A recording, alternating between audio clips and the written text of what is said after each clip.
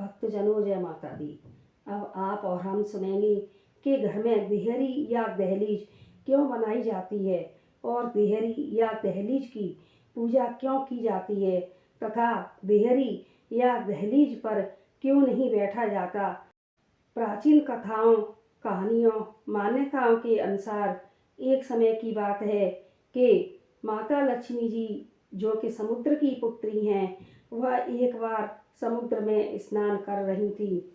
उसी समय लंका का राजा रावण उधर से होकर निकला तो उसकी दृष्टि माता लक्ष्मी जी पर पड़ी और वह उन पर मोहित हो गया और सोचने लगा कि मैंने इतनी सुंदर नारी कभी नहीं देखी, काश यह नारी मेरी लंका में होती।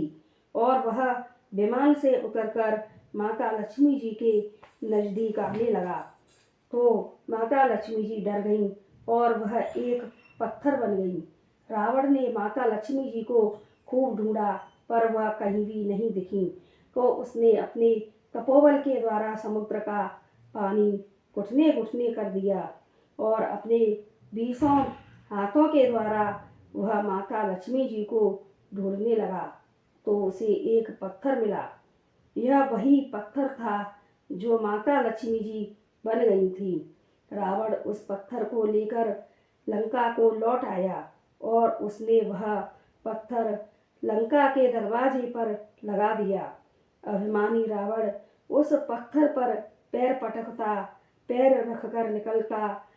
तब माता लक्ष्मी जी ने रुष्ट होकर रावण को श्राप दिया कि रावण, तुझे इस सोने की लंका पर इतना अभिमान है तो यह सोने की लंका एक दिन जलकर के राख हो जाएगी। और हुआ भी ऐसा ही। जब रामावतार में रावण के द्वारा माता सीता जी का हरण हुआ था तब भगवान श्री राम और सुग्रीव की मित्रता हुई और हनुमान जी माता सीता जी का पता लगाने लंका पहुँचे। तब हनुमान जी के द्वारा सोने की लंका जलाई गई थी। इस प्रकार माता लक्ष्मी जी के द्वारा दिया हुआ श्राप सच हुआ। इसलिए देहरी या दहलीज को सजाकर रखा जाता है। देहरी या दहलीज पर जूता, चप्पल आदि नहीं रखना चाहिए और बैठना भी नहीं चाहिए, ना खाना खाना चाहिए।